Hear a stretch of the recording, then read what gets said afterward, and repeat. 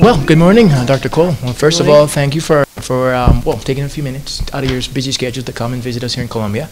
And I wanted to just take a few minutes, if you could, maybe introduce yourself. Just let us know who you are, maybe where you're from, and what brought you all the way over here. Okay, so I'm Coyle, and for most of my working life, I've been a teacher, an educator, and a researcher.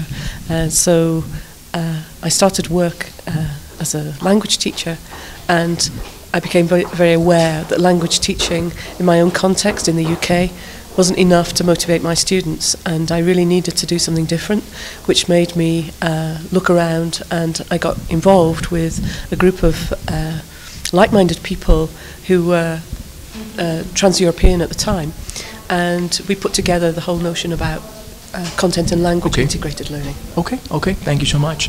And we'll take it in consideration that you're here visiting us for the 5th biannual CLIL Symposium.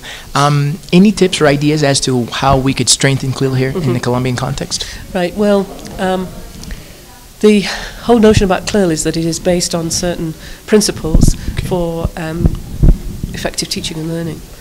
But, and the big but, is that for teaching and learning to be effective, it has to be contextualized within the country that it is developing. So whilst there are models and there is some excellent practice, ideas that can be shared and so on, in terms of the development of CLIL in Colombia, it really has to come from the grassroots, from the teachers themselves, and already from the people I've met and from reading about some of the initiatives and projects that are ongoing in schools and university, then already this has been launched. And so it is around taking ownership of that and ensuring that Colombian teachers as well as Colombian academics and researchers are well networked in professional networks as well as academic networks, so that good practice can be shared, but crucially that good ideas can be adapted for what will work and what will work well in the Colombian context. Also, I do think it is essential for either regions or whole countries to actually sit down and discuss with different types of stakeholders what exactly do we want from CLIL. Very good. Because people will want different things from this, and it's really important that the teachers have some ownership, that the academics have ownership, that the policymakers have ownership. So I think it does involve a national dialogue and action points on how it's perceived over the next, say, a 5-year rollout, something like that. Okay, thank you so much. In one last thing, if you don't mind, you've seen CLIL, I should say, implemented in many different contexts and many different places around the world.